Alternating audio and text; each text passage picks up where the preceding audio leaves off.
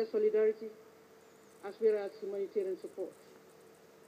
In view of the perennial nature of food insecurity, it is my humble and considered view that the international community needs to do more to render more support to the agricultural sector of our economy. Mr. President, the role of small-scale farmers needs to be boosted, and we must, through global partnerships, fast-track the numerous agricultural initiatives that have been announced to support African agriculture. Agricultural systems across Africa need to be made more resilient, of course, in terms of inputs, technological know-how, scientific research, and of course the setting of related institutions of training. The African farmer ought to benefit from modern farming techniques and technology. In this context, I would like to thank the government and people of Australia, most of all, for the outstanding generosity towards boosting agriculture and food security in Africa. Mr. President, with the establishment of UN Women, the United Nations definitely took a very big step forward in mainstreaming the gender dimension into its work. As an ardent supporter of women's rights and participation in all sectors of society, I must commend UN Women for the way, particularly, it has been evolving as we look forward to the establishment of these regional offices as well. We will work with all concerned to advance the promotion of women's rights once we assume our position, of course, as a member of the executive board, and the rights of the girl child. Advancing the welfare of women will always be a priority for my government, and of course, it starts with the girl child as the future woman. Mr. President, Africa is indeed witnessing a revolution in information communication technology. That sector is critical to us, and it is our considered view that with the completion of the Africa Coast to Europe cable network and submarines, there will be even greater transformation in this very important sector. This should further help to increase the transfer of critical technology for the economic advancement of our people. In this, we see a great opportunity, for example, an opportunity for South-South cooperation, as well as North-South cooperation, in ways that will revolutionize education, for example, agriculture, and healthcare delivery, among others. We therefore call on our partners to support the growth of the ICT sector with a view to enhancing our productive capacities, while also generating youth employment. Because, Mr. President, youth unemployment is one of the biggest threats to humanity, to our social and economic advancement. We must therefore partner across the globe to address this ugly phenomenon, which is a bombshell waiting to explode. Mr. President, allow me to address some of the recent conflicts that are threatening the peace and stability of Africa and the world at large. Our youth, for example, are being sucked into conflict and a life of crime, with their productive talents being wasted. Our modest gains are being wiped out through instability, and even our societal cohesion is under serious threat. If we do not act fast and now, we risk creating more upheavals that will overwhelm our capacities to contain them. The international community will pay a very high price, therefore, and a dear one at that, if it does not wake up to its slumber and solve the situations which I highlighted earlier on in Mali and Guinea-Bissau. In West Africa, our ongoing security challenges are being compounded by these situations. ECOWAS should not be left alone to shoulder the burden of these conflicts. I'm elated by the fact that today, as I said this morning, the issue of Mali and the whole of the Sahel was discussed, and the Maghreb, of course. The AU is ready, so is ECOWAS. And I hope the international community, particularly the Security Council, is also ready. The AU is ready to act to salvage the situation in Mali and Guinea-Bissau. The Security Council, as I said, must act with a sense of greater urgency. We cannot let terrorists, drug dealers, and organized criminal gangs establish sanctuary in our backyard. Mr. President, in line with our foreign policy, the Gambia stands ready, as always, to contribute meaningfully to the settlement of these conflicts. The level of steadfastness that has been shown in solving the conflicts in Liberia and Sierra Leone years back must equally be shown, we hope at this point in time, in Mali as well as in Guinea-Bissau. Mr. President, the situation in Darfur continues to occupy the attention of my delegation as well. We call for more dialogue in finding a lasting solution to this very important conflict. We are equally concerned about the lingering conflict between Sudan and South Sudan. Dialogue is of the essence, and indeed is the only way forward to solve this conflict. The parties must implement the recommendations of the AU High-Level Implementation Panel and, of course, the roadmap as well. We urge our brothers and sisters to demonstrate the same magnanimity and extraordinary statesmanship that characterize the independence of South Sudan as they embark on settling the outstanding issues. Brothers and sisters, remember that you will forever be neighbors, and as neighbors, you are mutually dependent on each other for your national security. Mr. President, let me commend AMISOM forces, the United Nations and the African Union for the progress that they are making in Somalia.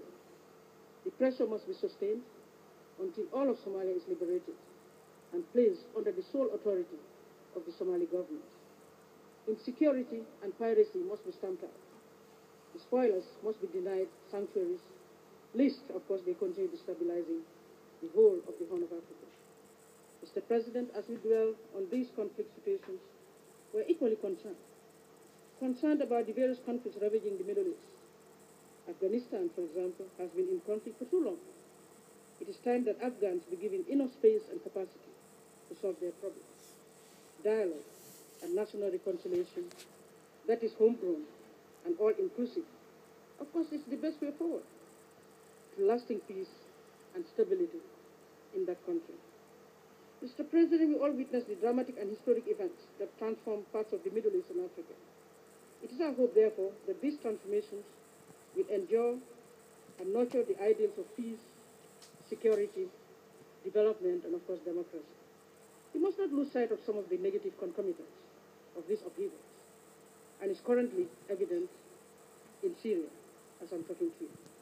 My delegation believes that the Annan Plan would have brought about stability as well as provide for space for dialogue between the parties if it was given a chance. It seems that there is a lack of goodwill and trust between the parties as well as the invisible hand, of course, of external elements hell-bent on achieving either one outcome or another. Syria is now a deeply divided society, and the international community is partly to blame for its actions or in its inaction as well. Mr. President, the Palestinian situation is indeed deplorable. The situation has deteriorated to the point that a one-state solution may be inevitable. For example, Israel, the occupying power, in defiance of international law, humanitarian decency and restraint, is imposing a de facto situation on Palestinians through despicable settlement activity and land grabbing.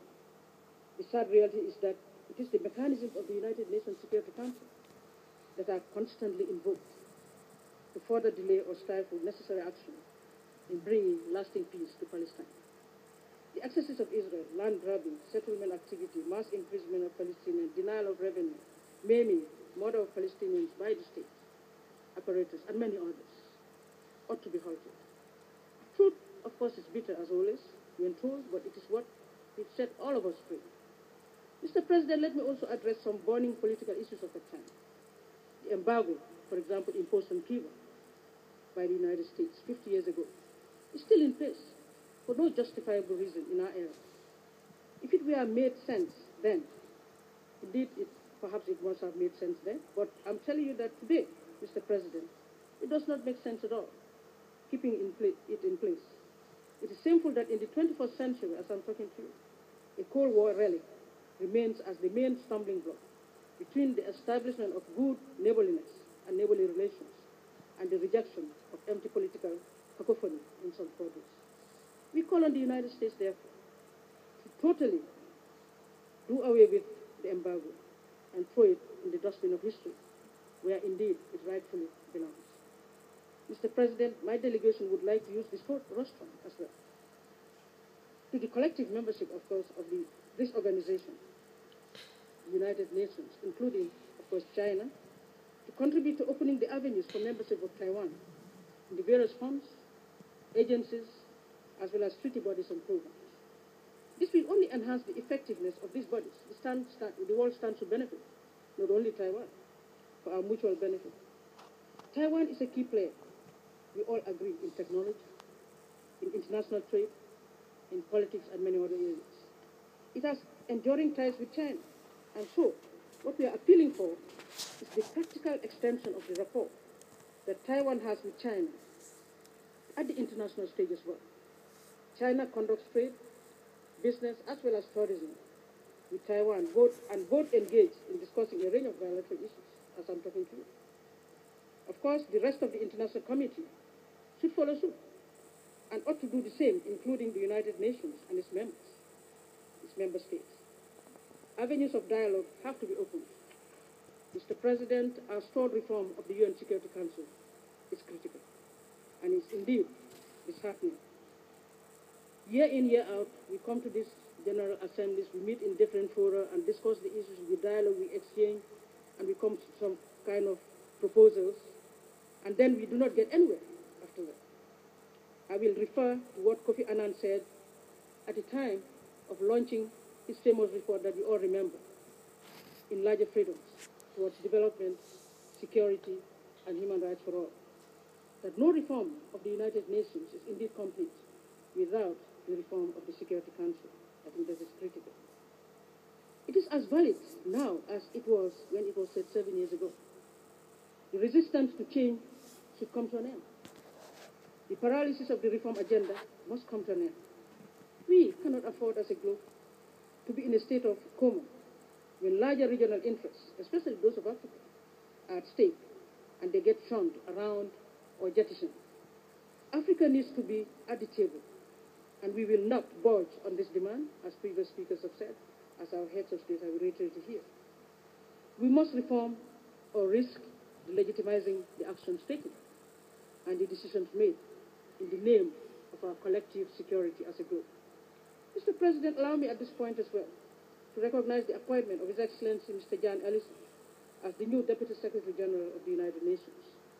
We have confidence surely in his abilities and experience as an astute statesman. We also know his keen interest in and engagement with Africa at various periods in his diplomatic engagements in life. We look forward, therefore, to advancing the special needs of Africa with him under the guidance of the Secretary General. On a final note, it is my hope and belief that the next incoming presidents of the General Assembly will also consider other themes which are equally important as peace and security, because peace and security is critical, there's no doubt about it. Where possible, an intermarriage of themes could also be considered. I wish all of us a very successful general session, and I thank you for your attention here. God bless.